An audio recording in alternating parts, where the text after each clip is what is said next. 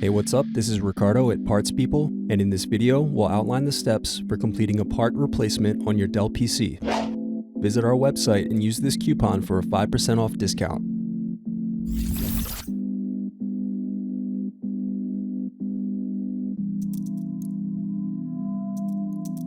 First, unscrew and remove bottom base.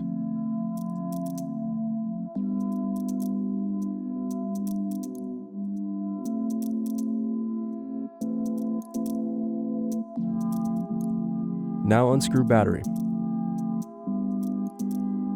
Next, unscrew and remove battery. Now disconnect and remove Cmos battery. Thanks for watching. Don't forget to like and subscribe if you enjoyed this video. And if you need more, check out this playlist to watch other tutorials for your laptop. You can also click here to find parts for your laptop at partspeople.com.